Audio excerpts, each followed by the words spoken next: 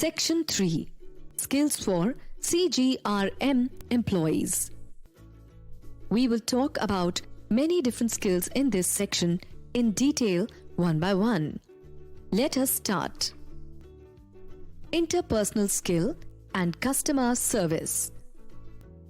Positive dialogue and communication with the customers and developing ongoing relationships with them are perhaps the two most important qualities to strive for in customer service.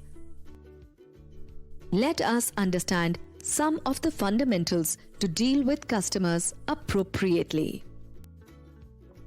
Friendliness means talking to customers with courtesy, politeness, and in a friendly manner to create relationship of trust with them.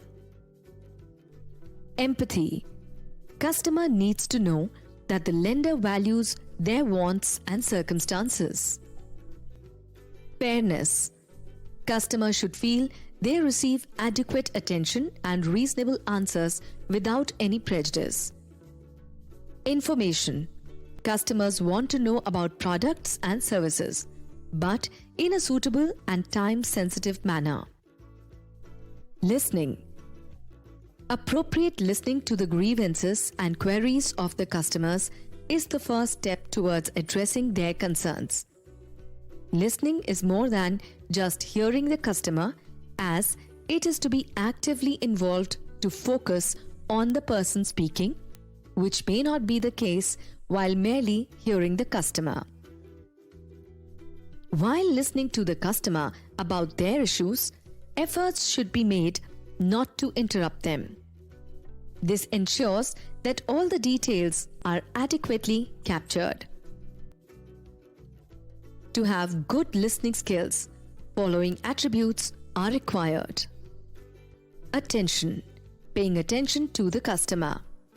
Sympathy, being sympathetic towards the customer to understand the exact issue. Concern, showing that the problem is being understood and that you want to get to the bottom of their issue. Detailing, only by paying proper attention to the customers, all the necessary details can be captured and understood at once. This will ensure that the customers are not asked to repeat the same concerns again and again. With proper listening, the customers feel heard and is more comfortable talking and expressing their concerns. This can be emphasized to the customers by questioning, paraphrasing, and reframing their concerns to make sure that they are adequately heard. Communication. Communication with the customers can be either through verbal or non-verbal channels. Following aspects should be considered for both the cases. Verbal communication. Verbal communication refers to the sharing of information using speech. It may be direct or a telephonic conversation. Details of telephonic conversation is covered later in this section. In case of direct communication, some factors hold significance such as facial expression, whether it is welcoming or uninterested, body language, whether it's open or closed, tone of voice, soft, low, understanding, or loud and harsh, rate of speaking, slow or fast. Non-verbal communication. In the case of non-verbal communication, which may be through social media, chat, SMS, email, etc., it is important to keep the exchange concise and relevant. Emails should be kept to a length that gives just the right amount of relevant information. To sum up, a natural and conversational tone should be used for both voice channel and in written form to keep a personal connection with the customer. On non-voice channels, it's especially necessary to humanize the experience. Effective customer service communication combines a personalized approach with efficient practices that saves customers time and frustration while ultimately winning their loyalty. Some barriers should be avoided for effective communication. Failure to properly listen to customers' concerns, being in a hurry, multitasking and/or not paying attention. Preconceived ideas about person or situation. Becoming defensive when the customer is describing their concern. Forming judgments in your own mind as you listen. Blaming others or being dismissive. Being overbearing, threatening or giving orders. Taking the complaint personal. Knowledge of company structure, products and services. Knowledge of company structure, products and services enables handling of customer grievances or queries in a timely and effective manner. Every company has its own internal systems and processes, which may differ from the company's. As someone who handles customer complaints and is not aware of the products and services, it can be difficult to respond to the customer. Knowing about the products and services offered by the company is necessary to provide an adequate solution to an unsatisfied customer. Also, product knowledge will make it easy to identify frauds. Unfortunately, anyone whose job it is to handle complaints may sometimes encounter a customer trying to take advantage of the company's policies. Strong knowledge of the company's products will help identify when some things just aren't possible and set right expectations for the customers.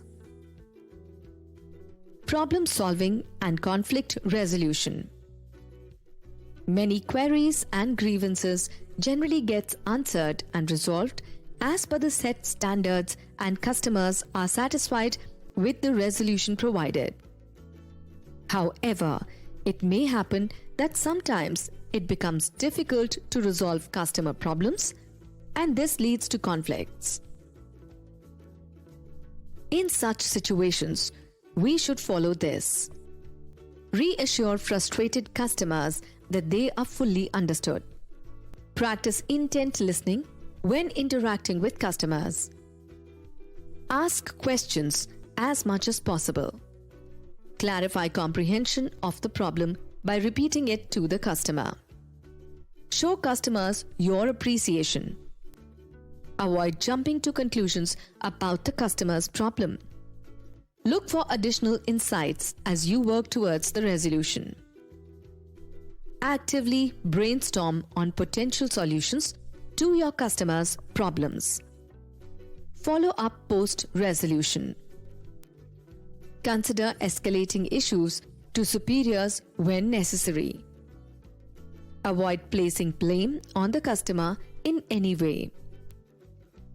Exercise flexibility where appropriate.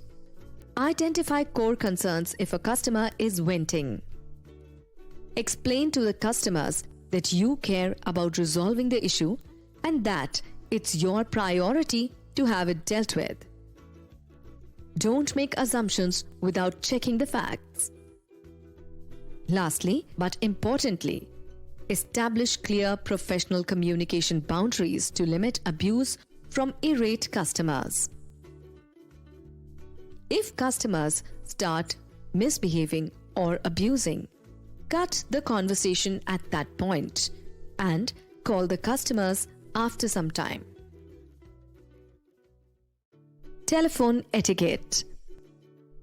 Telephonic etiquettes become very significant for the role of customer care executives who interact with customers over phone. The moment an executive takes a call from a customer, body language and visual perceptions disappear, and the tone of the voice becomes dominant. Almost the entire message which is projected to the customer over the phone is derived from the tone of voice and attitude. Being telephone friendly is one of the least expensive and cost-effective ways to deliver better customer experience. It is important to develop good listening and verbal skills to compensate for the lack of eye contact, facial expressions, and gestures in a telephonic interaction. It's not what you say, it's how you say it. Treat the caller with respect and courtesy. Greeting the caller, example, Namaste or Good morning, signifies respect to the caller. Introducing yourself, example, Namaste, thanks for calling. My name is Reena. How can I help you? This is a courtesy that serves to personalize the customer service experience as well as allowing the customer to hold someone accountable for their level of service. Asking to help tells the customer that someone is there to serve his or her needs and to solve the problems. This also leaves the customer with a starting positive impression. Use the caller's name often during conversation. People like to hear their name. Use good grammar and diction. Avoid slang. Gum chewing destroys good diction. Speak slowly enough to be easily understood. Be informed about your business, its services and personnel, and have basic materials and information readily available for reference. Make referrals to other people and departments properly, if required. Put some personality into answering the phone. Monotone or acting as though you are bored gives a wrong impression to the caller. If you don't know the answer to the caller's question, acknowledge it. Don't make up something or try to sound like you do know the answer. Try to help the person calling by giving correct information or transferring the call to the right person. Giving incorrect information just to get rid of the caller should be strictly avoided. While taking telephone numbers from the caller, make sure to repeat them to the caller to ensure that you have copied it correctly. Do not speak to anyone else after you pick up the phone. Putting a customer on hold, ask the customer if you can put them on hold. Wait for them to say yes or no and then explain it will only be for a short period of time. Explain to the customers why you are putting them on hold. Thank the customer for holding. Transferring a call. Ask the customer if they mind being transferred. Wait for them to say yes or no and explain why they are being transferred and to whom. Offer to help the caller. Take a message or transfer to another staff member. A good customer service representative ends the call on a positive note, repeating any actions agreed to be taken and what is going to be done to help or serve the customer. End the conversation with a definite goodbye, namaste, or thank you for calling, or any other expression which leaves no doubt that the conversation has ended. Hang up the receiver gently. Do not make the customer wait for long and answer their calls promptly. Use please and thank you. It makes the conversation easy. Don't focus on another task while addressing or servicing a customer. Dealing with difficult customers and situations. It is of primary importance when dealing with an unsatisfied or complaining customer to listen attentively to his or her complaint, frustration, or grievance. Be patient, attentive, and friendly. Do not argue and do not interrupt. This will only worsen the situation, especially if the customer is angry.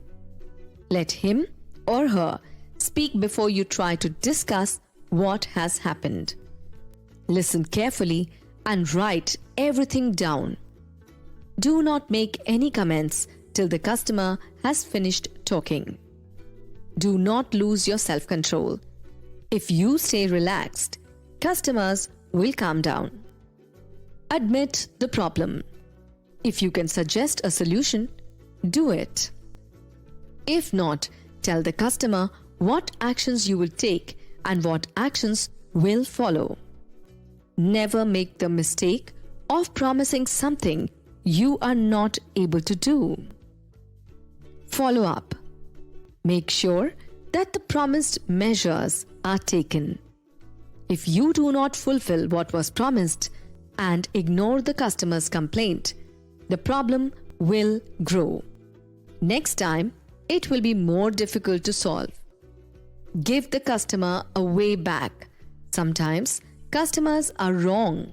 You should let them leave with dignity without feeling embarrassed. Do not question the customer's correctness from the very beginning. You should believe that the customer may be right. Always be open-minded towards the customer's opinion. Make them feel they deserve to be listened to. It is important to handle difficult customers professionally. Learning how to stay calm and how to stay cool under pressure can help you get through challenging times with grace and professionalism. If your customer is especially angry, then talk slowly and calmly and use a low tone of voice. This will subtly help lower the tension and ensure that you do not escalate the situation by visibly getting stressed or upset yourself. Occasionally, a customer may become verbally abusive towards you or your team. Know in advance what you will tolerate and what you won't. If the things escalate, you may need to be assertive and stand up for yourself, or even disconnect to give the customer time to cool off. With this, we have come to the end of this training module on CGRM. We hope that this was informative and helpful, and you would use them in your CGRM related work. For any suggestions or queries, you can reach out to sro@mfinindia.org. We would be happy to assist. Thank you.